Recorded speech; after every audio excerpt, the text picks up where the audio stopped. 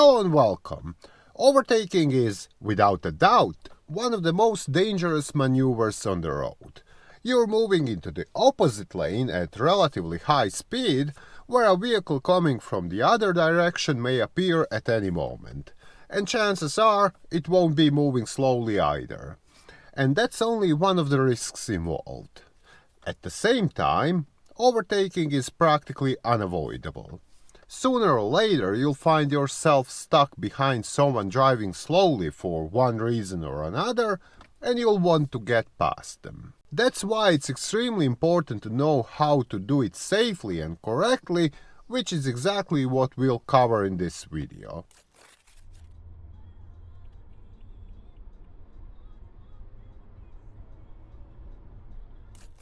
First, let's look at a common example of how not to overtake.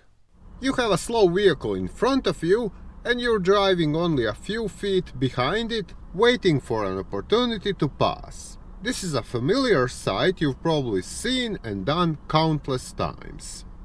So what's wrong with this? Well, for starters, you're too close to the vehicle ahead. It blocks your view, making it difficult to see what's happening further up the road. This becomes even worse when stuck behind a truck, van, or large SUV.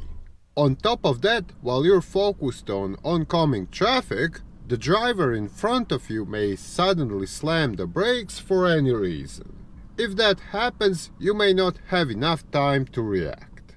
Because your field of view is limited, you'll also be tempted to pull out slightly every few seconds to see what's happening. If an oncoming driver suddenly sees your car appearing near the center line, they may panic or react unexpectedly. It doesn't happen often, but it's certainly possible. And finally, when the opportunity to overtake arrives, you already have one significant disadvantage. You're starting from the same speed as the vehicle you're trying to pass. If you're also in the wrong gear and don't have enough power available, the situation can become dangerous very quickly. A far better approach is to stay roughly 2 car lengths behind the slower vehicle and maintain the same speed while observing the road ahead. Not being right up to its bumper, you'll have a much better view of where the road goes, whether there are corners ahead, and whether any oncoming traffic is approaching. Then you wait for your chance. As an oncoming vehicle passes, shift down a gear, check your mirrors, signal, and prepare to accelerate. The moment the road is clear, you already have visibility, space, and momentum. Move into the opposite lane and complete the overtake decisively without hesitation.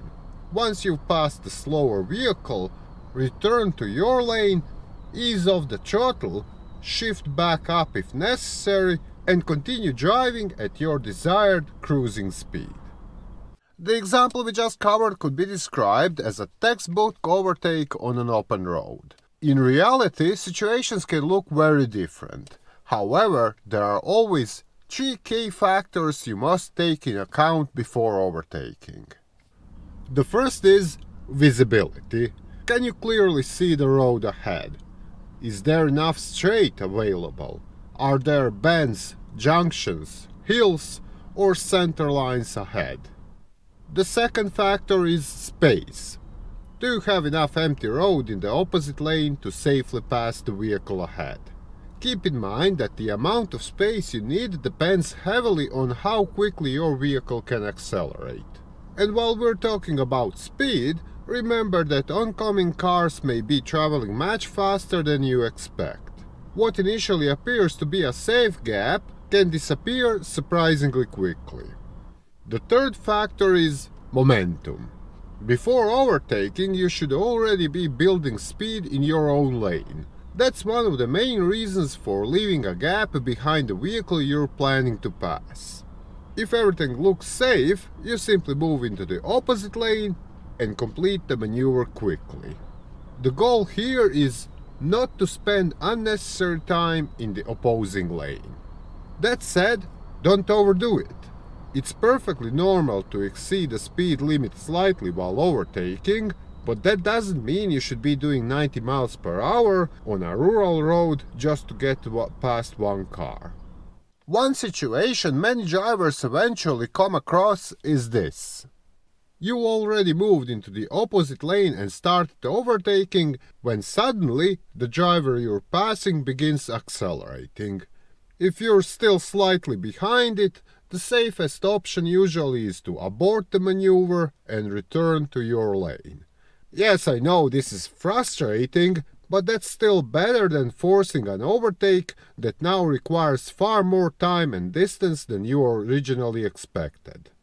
On the other hand, if you are already slightly in front of that vehicle, there practically may be no other option than accelerate and complete the maneuver as quickly as possible. Another surprisingly common mistake is failing to check the mirrors before pulling out. While you've been waiting for the right opportunity, another driver behind you may have already started overtaking, and if you don't check your mirrors, you might pull directly into their path. That's why the sequence should always be: check the mirrors, downshift, signal, accelerate. In that order. The last danger involves starting an overtake in the wrong gear. If you are in a too high of a gear, the engine may not have enough power to accelerate strongly, especially when going uphill. As a general rule, shift down before overtaking so the engine is already in its useful power range. For naturally aspirated gas engines, that often means starting around 3000 rpm. For most diesel-powered cars, being slightly above 2000 rpm is usually sufficient because that's where they produce most of their torque. A few words about road conditions. Rain, snow, or slippery surfaces automatically make overtaking more dangerous. For example, water-filled routes can pull the car around as you move from one lane to another.